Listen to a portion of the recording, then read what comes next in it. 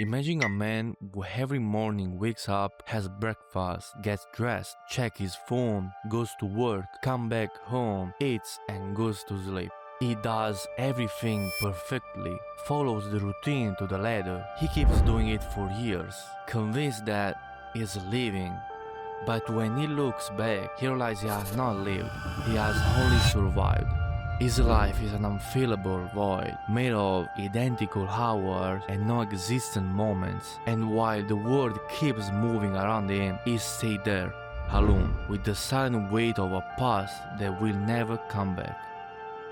The question is, are you sure you are not doing the same thing too? Or do you feel that one day you will become like this man? Let's take a step back to understand how many ended up in the condition we know today. From the beginning of human history, human beings have always tried to survive, hunt, gather, protect themselves. Every day was a real struggle. Life had an immediate and tangible meaning: to eat, move and collaborate. The brain and the body were constantly active, stimulated by concrete problems. With agriculture and the birth of the first cities, they were structured in activities: cultivating fields, guarding animals, building shelters. Notice something.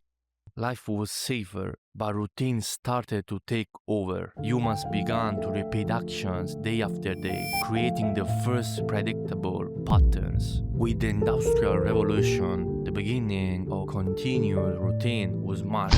Working hours became fixed. Factories required repetitive movements. Free time was reduced, and society began to measure people according to productivity. Today, in the digital era, routine has reached its peak. Smartphone, social media, constant notification, sedentary work. The brain and body are trapped in mechanical patterns and constant passive stimuli.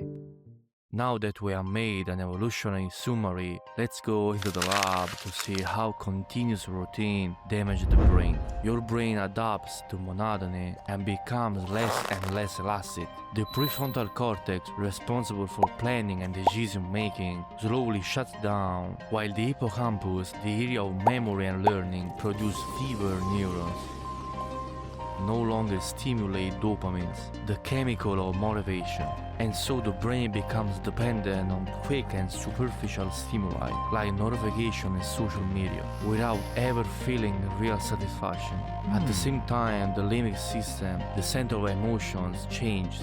Latent anxiety, irritability, and apathy becomes daily friends. The body also takes the hit. Chronic stress keeps cortisol high, weakening the immune system and increasing inflammation and blood pressure. Sedentariness reduces melatonin production, leading to persistent fatigue, sleep disorders, and a constant sense of exhaustion.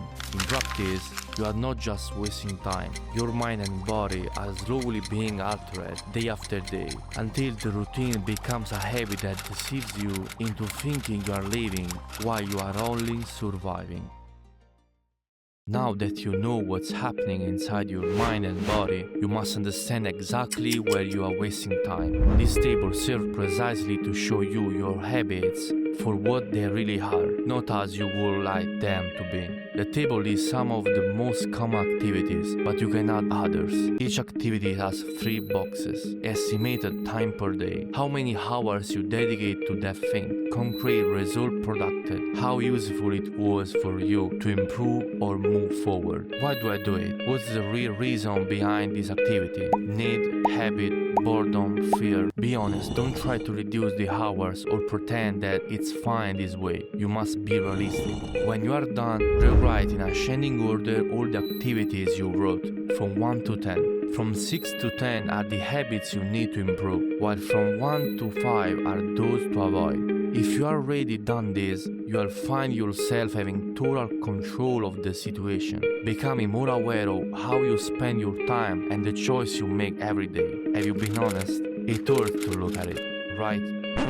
Good. At this point, it's time to take action. I'll show you 5 practical steps to make the best use of the activities you choose and turn them into something that truly gets you out of routine. Divide into concrete and meaningful micro goals. Take every key activity you selected from the table and break it into manageable pieces. Each micro goal must have a tangible result, something you can see, measure or feel. These helps avoid paralysis from big projects and starts building a real momentum. For example, if the key activity is learning something new, a micro goal could be read and summarize one chapter, or try one practical exercise. Spread the activities over time. Take these micro activities and distribute them strategically over the next months. This allows you to build consistency without overloading yourself. Each week and month becomes a tile of the new routine with a sustainable and progressive rhythm. Planning over time lets you see real progress and protect you from automatically falling back into the whole passive routine. Gradually increase difficulty and curiosity. When a micro activity starts feeling familiar, raise the bar a bit, add something new, change your approach, or aim for a slightly more ambitious result. You must turn it into a challenge because the brain lives off stimulation and novelty. If instead you keep doing it the same way, with the same intensity and rhythm, the brain gets used to it, gets bored, and you quit. The goal is one. Never let boredom take control. Keep alive that mental tension that pushes you to grow. Arm yourself with patience. At the same time, don't expect immediate changes. Real progress requires time, consistency, and reflection. Patience becomes your most powerful tool to turn key activities into real level of change. If this video gives you a new perspective, leave a like and a comment, subscribe to the channel and hit the bell so you don't miss other content like this. Share it with someone you know who needs this message. And if you haven't yet, check out my last video, how to become the 1% students. See you soon.